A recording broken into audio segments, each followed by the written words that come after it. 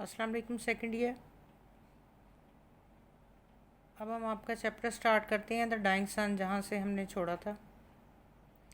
Paragraph number 4। The sun and the other stars we see in the sky are all extremely hot. तो सूरज में हम जितना भी सितारे देखते हैं और सूरज देखते हैं आसमान में, वो सब के सब जो हैं वो बहुत ही ज़्यादा गर्म है। Far too hot for life to exist on them, इतने ज़्यादा गर्म हैं कि ज़िंदगी उन पर कायम नहीं रह सकती। Life cannot exist on them, cannot stay over them. So also no doubt were the pieces of the sun when they were first thrown off. इसी तरह से ही सूरज के वो टुकड़े थे when they were first thrown off into the space, जब वो सबसे पहले खला में फेंके गए थे। Gradually they became cooler, Aahista Aahista वो ठंडे होते चले गए। Until now they have left very heat of their own left, यहाँ तक कि उनकी अपनी वार्मथ जो है वो बहुत, अपनी गर्मी बहुत कम रह गई है। Their warmth coming almost entirely from the radiation which the sun pours down on them. Radiation भी हीट को ही कहते हैं। उनकी गर्मी अब वो हासिल करते हैं सिर्फ सूरज से, जो कि वो उन पर डालता है।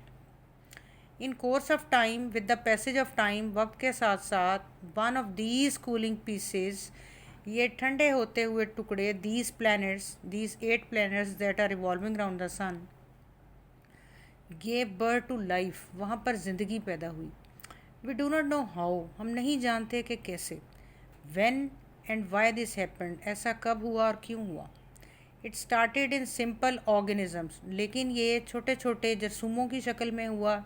छोटी छोटी लाइफ फॉर्मेशंस थी whose living power consisted chiefly in their being able to reproduce themselves before dying, who could do only one thing before dying, जो सिर्फ मरने से पहले एक काम कर सकते थे कि अपने ही जैसा एक और रिप्रोड्यूस कर जाएं, दोबारा पैदा कर जाएं।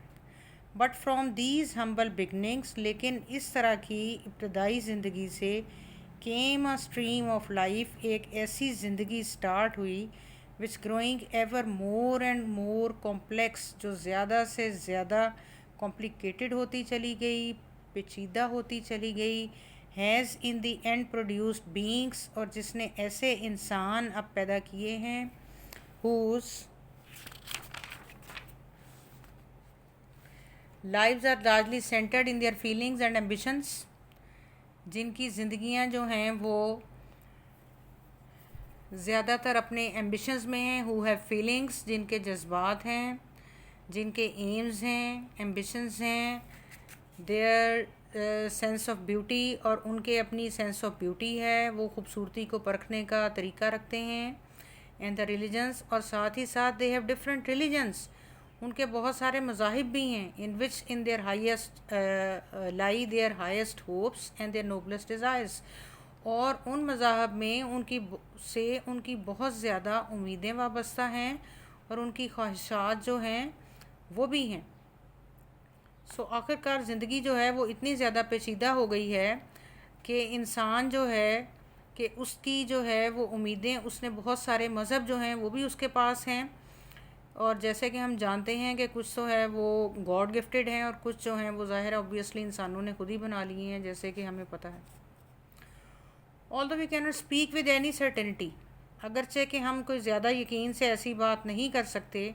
इट सीम्स मोस्ट लाइकली, ज़्यादा ऐसे ही नज़र आता है, that the human race came into existence in some such way as this, कि इंसान कुछ इसी तरह से बने थे। Standing on our little grain of sand, अपने छोटे से रेत के ज़र्रे पर खड़े होकर, we try to discover the nature and purpose of the universe, हम कायनात के बनने का मकसद जो है उसको दरियाफ्त करने की कोशिश करते हैं। What surrounds our home in space and time, जो हमारे दाएं बाएं वक्त में और खला में बिखरा हुआ है। Our first feeling is something like fear, पहली चीज़ जिसको हम देखते हैं तो हम खौफज़दा हो जाते हैं। We become afraid when we look at our universe, जब हम अपनी खला को देखते हैं तो हम खौफज़दा हो जाते हैं। And why we are fearful, हम क्यों होते हैं। We find the universe frightening, there are so many reasons, हम कायनात से खौफजदा हो जाते हैं because of its immense distances, क्योंकि इसमें फासला जो है वो बेइंतहा है, which we do not understand, जिसको हम समझ नहीं सकते। अगर आप यहाँ से मून पर जाते हैं, if you travel from here to moon, तो आप देख लें डिस्टेंस कितना है, और फिर मून से आगे जब आप ट्रेवल करते हैं फिर आप देख लें कितने ईयर्स हैं, और फिर जब आप ट्रेवल करते ही चले जाते हैं तो देन फिर वो जो आपका 1 लाख माइल और फिर मिलियन माइल, फिर ट्रिलियन माइल, फिर फिलियन, फिर जिलियन, वो सारे आपके नंबर्स ख़त्म हो जाते हैं। Then it turns into light years, फिर आप उसको लाइट ईयर्स में कन्वर्ट कर देते हैं डिस्टेंस को, कि इतने नूरी साल का फासला है यहाँ से वहाँ तक। ठीक है, तो वो वक्त में जो है उसका जो फासला है एक सितारे से दूसरे सैयारे तक और दूसरे सितारे से दूसरे तक, वो बहुत ज़्यादा है। Frightening because of the stretches of time so great that we can not imagine them, और वक्त जो है वो इतना ज़्यादा बिखरा हुआ है कि हम उसको समझ ही नहीं सकते। हमारे यहाँ वक्त 24 घंटों का है, लेकिन जब हम ज़रा सा ही ऊपर जाते हैं तो वक्त की जो मेजरमेंट है वो टोटली चेंज हो जाती है। मून पर जाते हैं तो वक्त और है, मार्स पर जाते हैं तो टाइम ऑब्वियसली 24 घंटों का दिन रात नहीं है, वो कहीं ज़्यादा होगा, 24 आवर्स का नहीं रह जाता, इट चेंजेस। तो इसी तरह से जो जो हम ज़मीन से और सूरज से दूर चले जाते हैं तो टाइम जो है वो बढ़ता चला जाता है, वो कई घंटों का नहीं, कई सालों का, और फिर वही बात के कई मिलियन ईयर्स का जो है वो टाइम के वो जो रोटेट कर रहे हैं प्लैनेट्स, तो वो कई सालों में अपना चक्कर जो है वो पूरा करते हैं, making the whole of human history so very small in comparison. और उससे जो इंसानी तारीख जो है वो बहुत मुख्तसर हो के, छोटी सी हो के रह जाती है जब हम उसका मुवाजना करते हैं। Frightening because of our extreme loneliness, हम इसलिए भी खौफजदा हैं क्योंकि हम बिल्कुल तन्हा हैं, बिल्कुल अकेले हैं। And because of the littleness of our home in space, क्योंकि खला में हमारा ये एक ही घर है, we have the only earth where we live, and there are no science of life everywhere anywhere in space.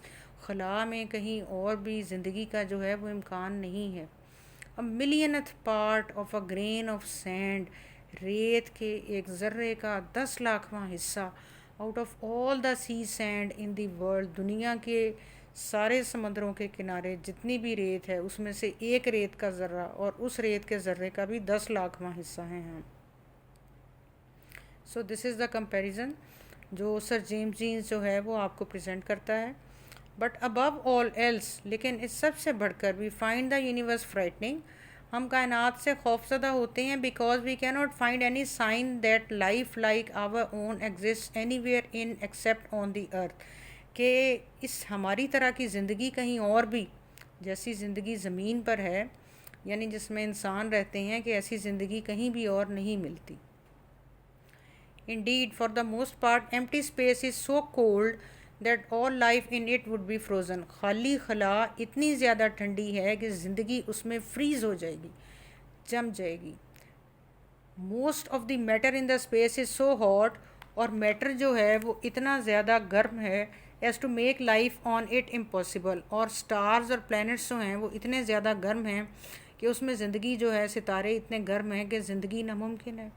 So life does not seem to have any part in the plan of the universe, ऐसे लगता है कि कायनात में ज़िंदगी का कोई ऐसा सच प्लानिंग नहीं है, यानी ज़िंदगी ज़्यादातर नहीं है कायनात में। विच प्रोड्यूस्ड आवर प्लानिटरी सिस्टम, जिसने हमारा ये वाला निज़ाम शमसी, हमारा प्लानिटरी सिस्टम जो है वो क्रिएट किया है। कैलकुलेशन शोज़, तो कैलकुलेशन ये बताती है, हिसाब किताब ये बताता है that there can be only very few such systems in space, खला में ऐसे बहुत ही कम सिस्टम्स हो सकते हैं।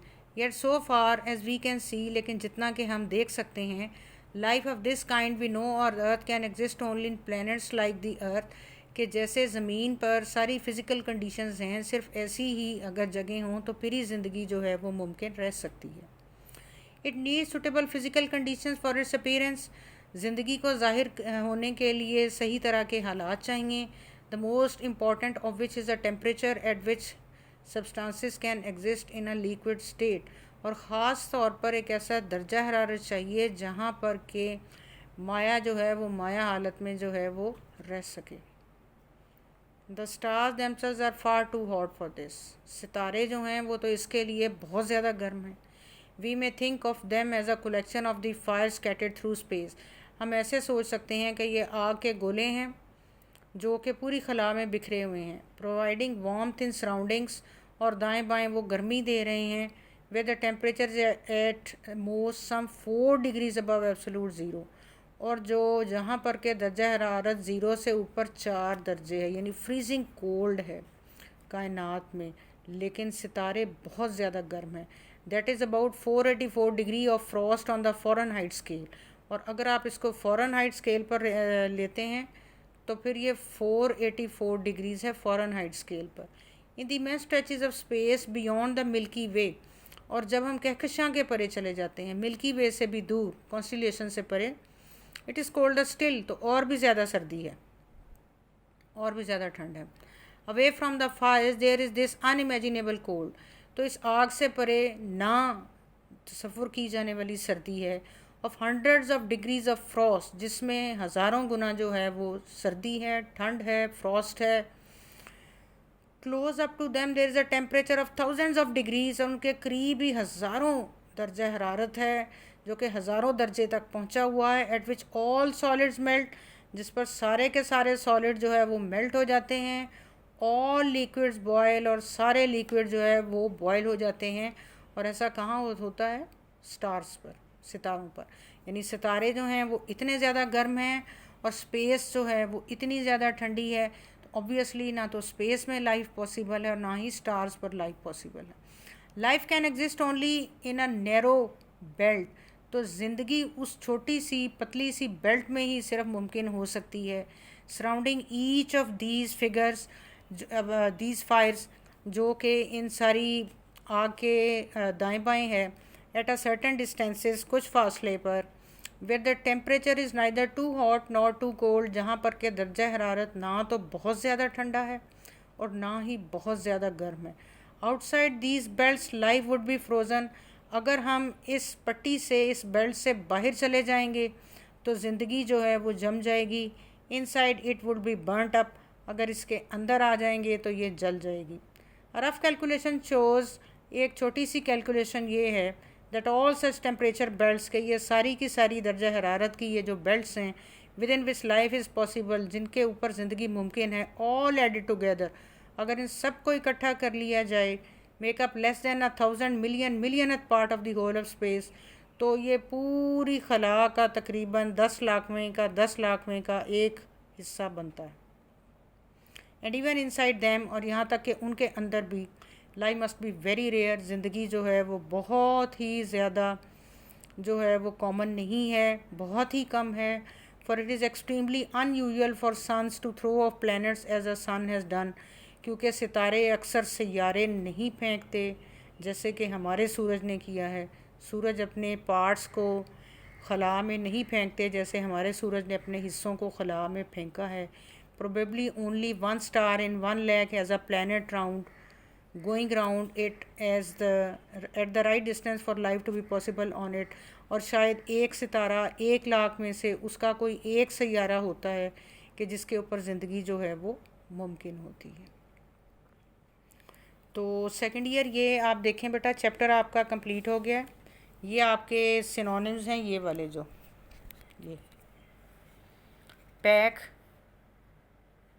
देन देयर इज़ पेयर, फिर average, rare, radiation, organism, reproduce, complex, planetary of planets, planet, a star moving around the sun, then space, calculation, Milky Way, the galaxy, ठीक है, shining countless stars, nebula stretching across the night sky। ये वाले meanings भी आपने देखते हैं synonyms के लिए। इसके अलावा आपकी जो हेल्पिंग बुक में दिए हुए हैं बेटा, वो भी आपने देखने हैं। और कल भी मैंने आपसे कहा था कि ये क्वेश्चंस हैं, how is that a star seldom finds another star near it, what happened when, according to Sir James Jeans, a wandering star wandering through space came near the sun? Question number 3, what happened when the wandering star came nearer and nearer? What are the planets and how did they come into existence? उसके बाद है why there is no life on the stars? Then next question is write a note on the beginning of life on the earth. Then there is why is the universe of which our earth is a part so frightening? Give as many reasons as you can. Then question number 8 is what in your opinion should be the conditions necessary for the kind of life we know to exist on other heavenly bodies? Do such conditions really exist? So these are 8 questions that you have to prepare. ये करें, उसके बाद जो extra questions हैं वो भी आपने prepare करने हैं, ठीक है। सिनोनिम्स मैंने word meaning English to English वो भी आपने प्रिपेयर करने हैं, और जो चैप्टर के एंड पर दिए हुए हैं वो भी आपने प्रिपेयर करने हैं। ये मैंने कल भी आपसे बताया था, आज भी जो है मैं आपसे रिपीट कर रही हूँ। और उसके बाद जो है ये देखें आप,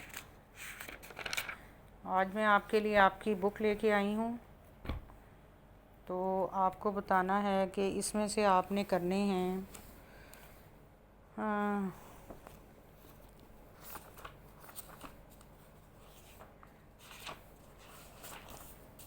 ये देखें idioms,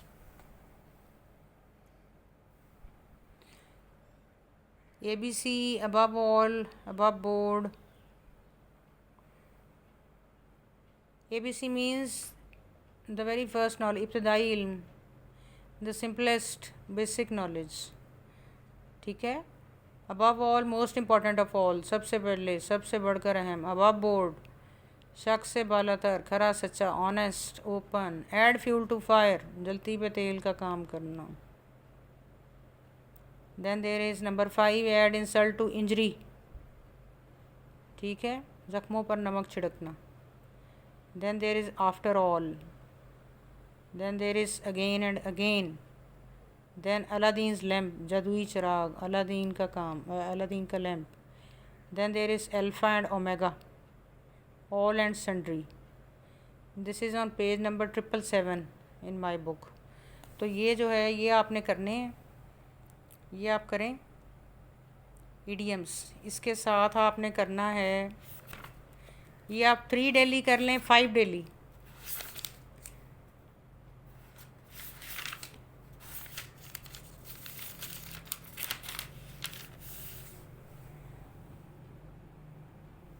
synopsis of common errors in English, ये कॉमन एरर्स आएंगी आपको। ये क्वेश्चन आपका 5 मार्क्स का होगा। You will have to tick only the correct option. You will be given there 4 option. आपके पेपर में 4 ऑप्शंस आपको दी जाएंगी, आपने कोई एक ऑप्शन जो है वो उसमें टिक करनी होगी, ठीक है। तो ये पेज नंबर 629 पर है, इसको भी चेक कर लीजिएगा। Synopsis of common errors in English, ये फिर मैं आपको क्वेश्चन पेपर जो है वो इसका वो दिखाऊंगी।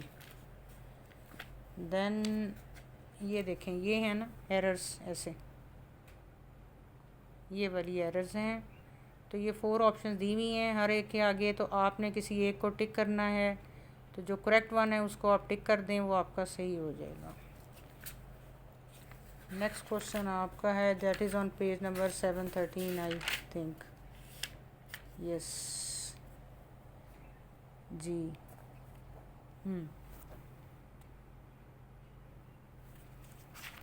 7 is it?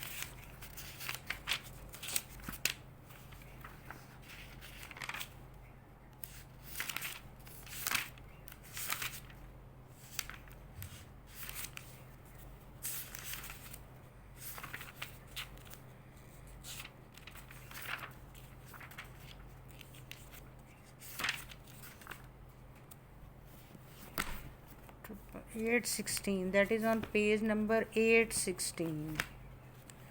लास्ट आपका जो टास्क है वो पेज नंबर 816 पर है।